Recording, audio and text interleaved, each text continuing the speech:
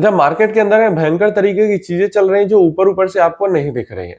जैसे हो क्या रहा है, जो मेटल्स हैं, गोल्ड एंड सिल्वर है, 6 से 8% तक अभी रिसेंट कुछ दिनों में हमें क्रैश करते हुए दिख गया। गोल्ड भी और सिल्वर भी दोनों क्रैश करते हुए दिखे और हैवीली क्रैश करते हुए दिखे। इसके अलावा क्रिप्टो मार्केट में भी हैवी क्रैश हमें देखने में, बिटकॉइन इथेरियम भी 8 से 10% तक हमें क्रैश करते हुए पिछले 2-4 दिनों में ही हमें दिख गए।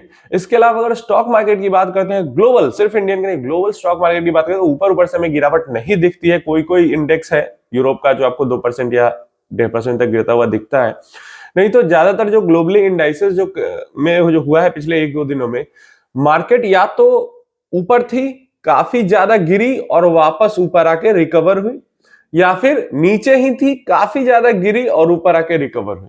तो बीच में जो मार्केट के अंदर में भी ड्रॉप है वो बेहतरीन हमें देखने को मिला, चाहे वो यूएस के इंडाइसेस हो, नैस्डैक वगैरह, या फिर यूरोप के इंडाइसेस हो, डैक्स वगैरह, यूके का इंडाइसेस हो, हमारी गिफ्ट निफ्टी हो, सब के अंदर हमें काफी जो है वो एक तरीके से सडन क्रैश देखने को मिला। वापस रिकवरी, मतलब पूरी रिकवरी तो नहीं हुई, लेकिन ऊपर ऊपर से इंडेक्स देखने में ऐसा फील नहीं होता कि हाँ 2% या 1.5% की गिरावट हुई थी बीच में।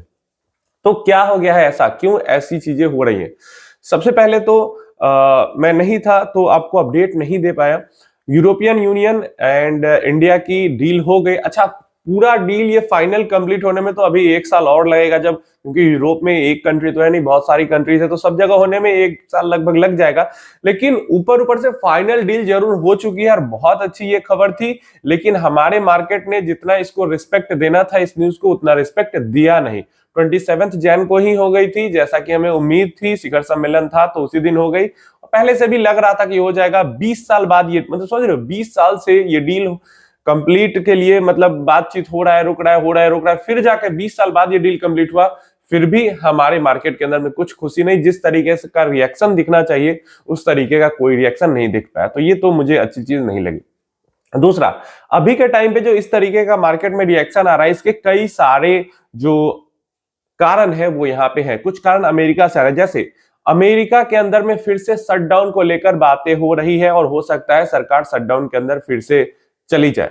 अब कुछ ही दिनों पहले 43 डेज का शटडाउन हुआ था यूएस फेड का, गवर्नमेंट का, एंड अभी फिर से शटडाउन होने की तैयारी है। लेकिन इस बार जो है वो शटडाउन को ट्रंप टाल देंगे, क्योंकि ऐसा सुनने में आ रहा है कि जिस चीज को लेके शटडाउन होगा उस चीज को ट्रंप, मतलब जो कारण बताया जाए, फंडिंग बिल को लेके शटडाउन होता है तो फंडिंग बिल के अपोजिशन में जो वोट कर रहे हैं उनकी जो डिमांड है उसको ट्रंप सुन लेंगे, ऐसा वो कह रहे हैं। और मतलब न्यूज ऐसा निकल के आ रही, ट्रंप खुद तो नहीं सुन रहे और शटडाउन नहीं होगा।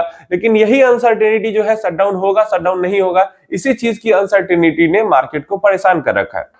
अच्छा, इस बार अलग ये हुआ है कि जब अनसर्टेनिटी आई है तो इक्विटीज के साथ साथ, इक्विटी और क्रिप्टो अनसर्टेनिटी में तो गिरते ही है, लेकिन इक्विटी और क्रिप्टो के साथ साथ गोल्ड सिल्वर भी क्रैश कर गए हैं। ये इस बार अलग चीज जरूर हुई है।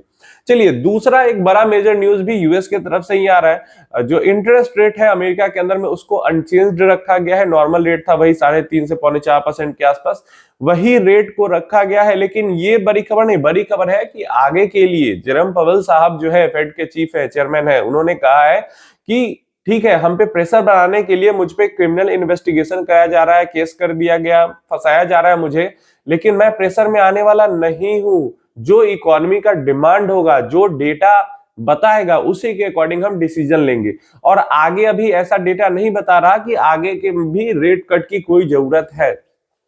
तो ट्रंप प्रेशर बनाते बनाते ट्रंप ने केस करवा दिया, क्रिमिनल इन्वेस्टिगेशन शुरू करवा दिया जेरोम पावेल जो है उनके खिलाफ। लेकिन फिर भी पावेल जो है वो प्रेशर में नहीं आए और वो इकोनॉमिक डेटा के आधार पर ही अपना जो मीटिंग होती है फेड की उसका डिसीजन लेते हैं, रेट कट करने का, बढ़ाने का, चेंज करने का। बढ़ाने की तो कोई बात ही नहीं है, कट करना या नॉर्मल रखना, उसका डिसीजन ले रहे हैं। अभी भी क्रिमिनल इन्वेस्टिगेशन शुरू होने के बाद भी वो प्रेशर में नहीं आ रहे हैं, तो रेट कट की उम्मीद बहुत कम है।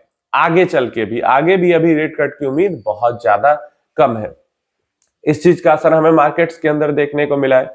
इसके अलावा क्रूड ऑयल, भाई साहब, क्रूड ऑयल का प्राइस लगातार बढ़ते जा रहा है। 65 क्रॉस किया, 70 तक पहुंच चुका है ब्रेंट क्रूड का प्राइस, जो कि 60 के आसपास, मतलब 1-2 महीने पहले 60 के भी बिलो था।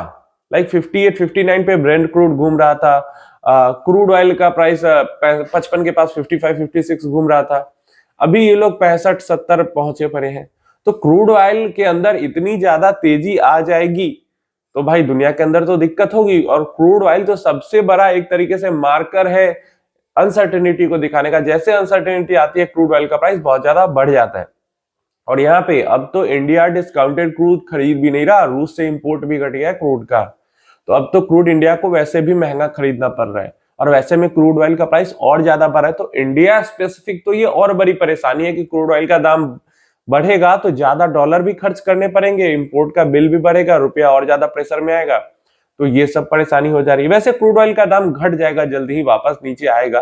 लेकिन अभी क्यों बढ़ा हुआ है क्रूड ऑयल का दाम? क्योंकि ईरान के साथ टेंशन होता है तो क्रूड ऑयल का दाम बढ़ जाता है। और ईरान के साथ भयंकर तरीके का टेंशन चल रहा है, दूसरी बैटलशिप भी इधर मिडिल ईस्ट की तरफ अमेरिका ने भेज दी है। और ग्लोबली ऐसा संकेत जा रहा है कि कभी भी अमेरिका ईरान पे हमला कर सकता है।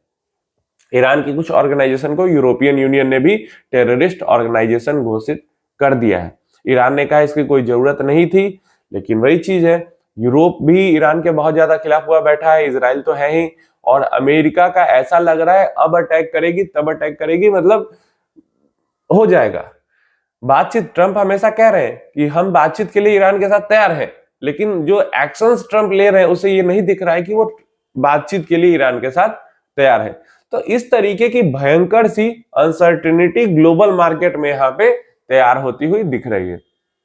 अब ईरान के साथ अगर मान लो वॉर शुरू हो जाता है, वैसे वॉर तो नहीं ही शुरू होगा, ईरान के साथ 2-4 मिसाइल दागे जाएंगे ईरान पे, और फिर ईरान 2-4 मिसाइल यूएस के बेस पे दागेगा, एंड देन उसके बाद कुछ ना कुछ शांति समझौता हो जाएगा। लेकिन अभी के टाइम पे यही हो रहा है कि पहले ही कुछ शांति समझौता हो जाए, पहले ही कुछ जो परेशानी ईरान और अमेरिका के साथ चल रही है वो क्लियर हो जाए, तो ये सब मिसाइल दागने वाली कोई नौबत ही ना है। वैसे हमने देखा है कि जहां जहां भी जिस कंट्री के पास तेल है वहां पे अमेरिका अपनी नाक उंगली सब डालता ही रहता है, परेशान करता ही रहता है। और भाई ईरान के पास तो बहुत सारा तेल है, तो वहां क्यों नहीं करेगा? तो ये परेशानी है, और इन परेशानी के कारण जो है मार्केट परेशान हुआ पड़ा है। यूरोपियन यूनियन एंड इंडिया की इतनी बड़ी big mother of all deal वाली न्यूज के बाद भी यहाँ पे अब 1-2 दिनों के अंदर ही हमारा बजट पेश होने वाला है, और बस यही उम्मीद है कि सरकार कुछ करे जिससे मार्केट के अंदर में थोड़ा सा स्ट्रेंथ है।